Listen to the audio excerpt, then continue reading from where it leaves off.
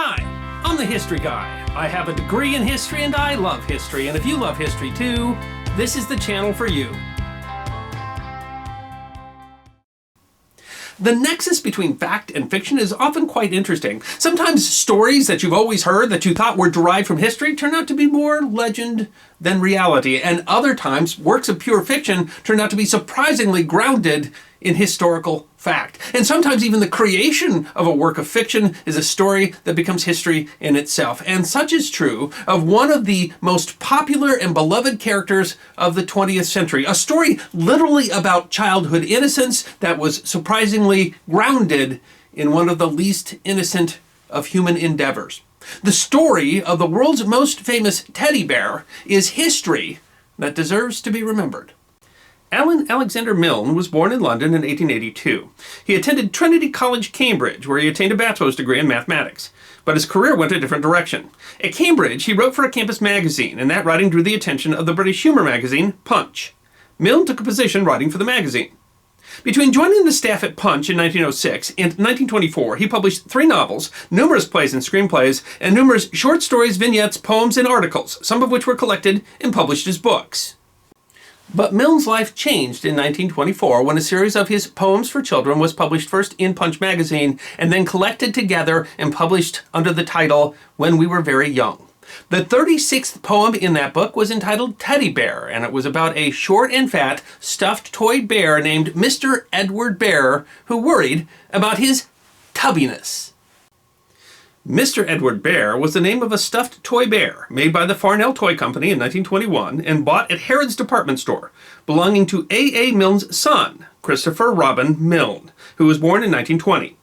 Christopher Robin eventually renamed the bear, which was the inspiration for a book of short stories originally published by Milne in several periodicals, and then as a collection in 1926 called Winnie the Pooh, and a second collection published in 1928 called The House at Pooh Corner. Much of the fiction was grounded in reality. Milne had gotten the inspiration for the story while watching his son play with his toy bear and other stuffed animals on a country farm that the family owned near Ashdown Forest in southeast England, which was the model, of course, for the 100-acre wood. The game called Pooh Sticks, where players drop sticks on one side of a bridge and then go to the other side to see which stick will come out first, was a real game that Christopher Robin Milne played with his nanny. The bridge where they actually played, once called Posingford Bridge, was restored in 1979 and is now called Pooh Bridge. Piglet, Eeyore, Kanga and Roo, and Tigger were all actual stuffed animals owned by Christopher Robin. The stuffed Roo was lost when Christopher Robin was a child, but the other 5 stuffed animals were donated to the New York City Public Library and are on display there in the main branch. There was no stuffed rabbit or owl. Those came from Milne's imagination. And yet the line between fact and fiction can be complex. While it may surprise some people to know that Christopher Robin was a real person, the character is actually an amalgam of Christopher Robin's and A. Milne's childhood experiences and a hefty dose of imagination. And the character would eventually become a burden to the real Christopher Robin. But there is another truth to the story, because the bear originally called Edward the Bear was renamed after a real bear who was in the London Zoo, and that bear also had a history. In August of 1914, 10 officers and 224 men of the Fort Garry Horse, a militia cavalry unit from Winnipeg, Canada, became part of the 6th Battalion of the Canadian Expeditionary Force, being sent to France to fight in the Great War. The unit traveled east by train from Winnipeg in central Canada to the training camp in Valcartier, Quebec. On the train was 27-year-old Harry Colborne. Colborne had been born in England and had immigrated to Canada at the age of 18. He had attended the Ontario Veterinary College and then moved west to Winnipeg. He had enlisted with the Royal Canadian Army Veterinary Corps, where he had been assigned to the Fort Garry Horse. As the train stopped briefly in the tiny lumber town of White River, Ontario, Colborne saw a man walking around with a bear cub tied to a rope. The man was a hunter and had trapped the cub after he had killed its mother. Colborne bought the cub for $20. He took the cub with him, first to Valcartier and then all the way to England. It was a precocious and friendly bear that became beloved by the regiment and was particularly fond of honey. Colborne kept the bear in his tent at the regiment's camp on the Salisbury Plain, but when the regiment was sent to the front in France in 1916, he put the bear in the care of the London Zoo. The Canadian black bear, a female, was one of the most popular attractions at the zoo. Colborne had planned to take the bear back with him to Canada after the war, but when he returned, he saw how beloved the bear was at the zoo and decided to donate her to the London Zoo permanently. Around 1925, Christopher Robin Milne went to the zoo and saw the bear, which Collenberg had named Winnipeg, after his adopted hometown.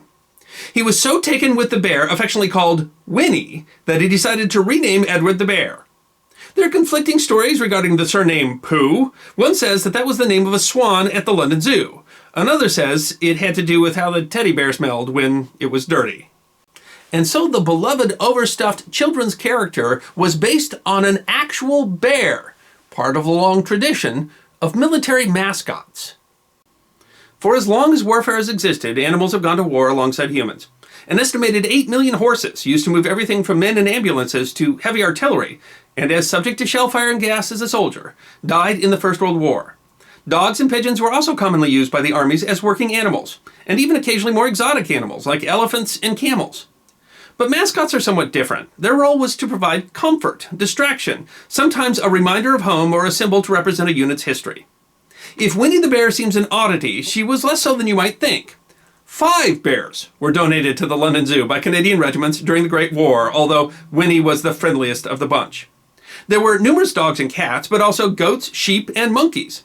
The famous Escadrille Lafayette, the French fighter plane squadron made up of American volunteers, acquired 2 lions. The male was named Whiskey because he liked to drink whiskey. The female was called Soda because she got along so well with whiskey. The tradition carries on today, with one of the more famous being Brigadier Sir Niles Olaf III, who lives in Edinburgh, Scotland, but is Colonel-in-Chief of the Norwegian King's Guard. It is perhaps fitting that a character that represents whimsy and imagination was inspired by an animal who provided soldiers a comforting reminder of home. But there's still some tragedy in this history.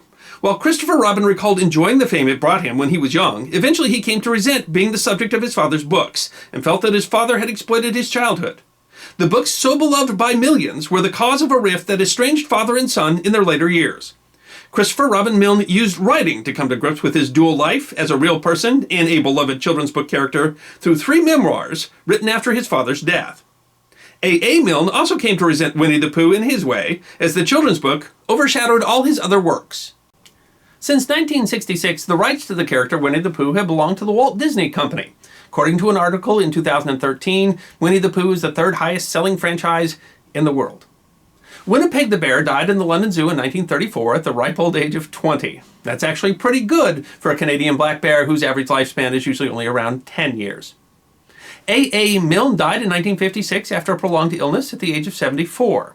Christopher Robin Milne also suffered from a prolonged illness and passed away in 1996 at the age of 75. He dedicated many of his later years to efforts to preserve the Ashdown Forest.